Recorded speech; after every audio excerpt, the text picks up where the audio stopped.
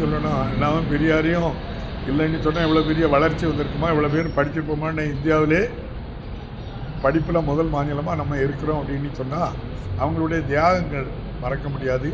அப்போ அந்த ஜாதி கொடுமையை எதிர்த்தது அவர் தான். அவரெல்லாம் இவ்வளவு அவங்கள அவமானப்படுத்த வேண்டிய அவசியம் இல்லை. சட்டத்தின் ஆட்சி நடத்துகிறாங்க. யார் தவறு செய்தாலும் அவங்க சட்டத்துக்கு உட்பட்டு சட்டம் தன் கடமையை செய்தவர்கள் தான். அது யாரையும் பாதுகாக்க. யார் தவறு செய்ததாலும் சாமானியனுக்கு ஒரு நியாயம், மிக உயர்ந்த இடத்துல இருக்கவங்களுக்கு ஒரு நியாயம் இல்லை, எல்லாருக்கும் ஒரே சட்டம் தான் அப்படின்னு சொல்லி நடைமுறைப்படுத்துறது நம்முடைய முதல்வர். அதனால தான் நம்ம மாநிலம் எல்லாத்துலேயும் வளர்ச்சியாக இருக்குது. சட்டத்தின் ஆட்சியாக நம்முடைய ஆளுநர் அவர்களே பாதுகாப்பான மாநிலம் பெண்களுக்கு அப்படின்னு சொல்லி அவர் வாயினாலே சொல்லக்கூடிய அளவுக்கு இந்த மாநிலம் உள்துறை அமைச்சர் சொல்லியிருக்காங்க. நானும் பத்திரிகைகள் டிவியில் பார்த்தா 2-3 நாள் டிபேட்டாட்டே அது ஓடிட்டு இருந்து வெட்கி தலை குனிய வேண்டியது. 1200 துருக்கி இந்திய பகுதிக்குள்ளே வந்தாங்க. இந்தியா அப்போ இப்படி இல்லை, ஆனால் இந்திய பகுதிக்குள்ளே ஆட்சிக்கு வந்தாங்க. துருக்கியை படித்தது அவங்க தான் படித்தாங்க, துருக்கி பாஷையை. அதுக்கப்புறம் முகல்ஸ் வந்தாங்க. அரபை படித்தது அவங்க தான் படித்தாங்க. அந்த 10% தான் அந்த உயர் ஜாதியினர் தான். ஐயா அமித்ஷாவுடைய பார்ட் டைம் ஃபுல் டைம் அவங்களுடைய முன்னோர்கள் தான் அதையும் படித்தாங்க. அதுக்கப்புறம் பிரிட்டிஷ்காரங்க வந்தாங்க. ஆங்கிலத்தை முதல்ல படித்ததும் அவங்க தான் படித்தாங்க. இவங்கெல்லாம் அந்த பாஷையை படித்து அவங்களுக்கு பணியாற்றாங்க. எடுபடியிலேருந்து எல்லா பணியும் அவங்க தான் வாங்கினாங்க. அதனால் அந்நிய பாஷையை படித்தது முதல்ல யார் தான்? அந்த 10% பேர் அவங்க தான் அதை படித்தாங்க.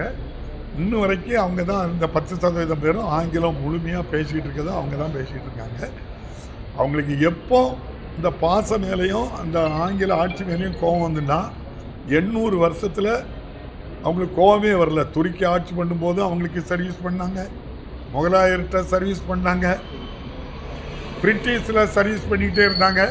எப்போ பிரச்சனை வருதுன்னா 1835 லார்டு மெக்காலா பிரபு எல்லோரும் கல்வி கற்கலான்னு ஒரு சட்டம் போட்டார்.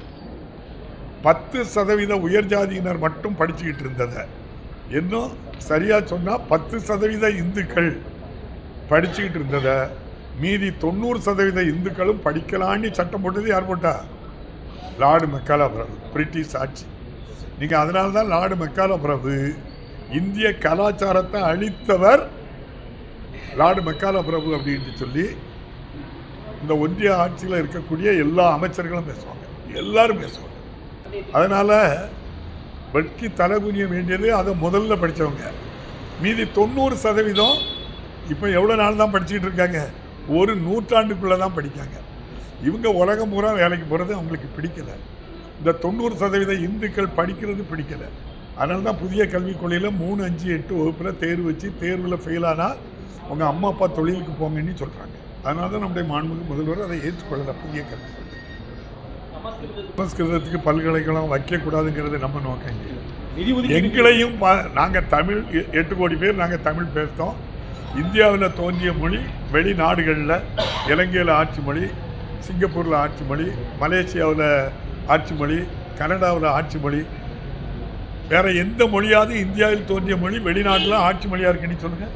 ஒன்றும் கிடையாது. அப்போ இவ்வளவு நம்ம தமிழ் அவ்வளவு பெருமையான தமிழ். ஆகவே இவங்க எல்லோரும் மும்மொழி கொள்கை அப்படின்னு சொல்லுவாங்க. யூபியில் மும்மொழி கொள்கை இருந்தால் நம்மளும் வச்சுக்கிடுவோம், மத்திய பிரதேசத்தில் மும்மொழி கொள்கை இருந்தால் நம்மளும் வச்சுக்கிடுவோம், ஒரிசாவில் மும்மொழி கொள்கை இருந்தால் நம்மளும் வச்சுக்கிடுவோம். கிடையாத ஒரு இடமும். நம்மளை எதுக்காக சொல்கிறாங்க? நம்ம ஹிந்தி படிக்கணும் அப்படிங்கிறதுக்காக சொல்கிறாங்க. அது நமக்கு தேவையில்லை. ஆங்கிலம் இருக்கிறதுனால போதும். நன்றி.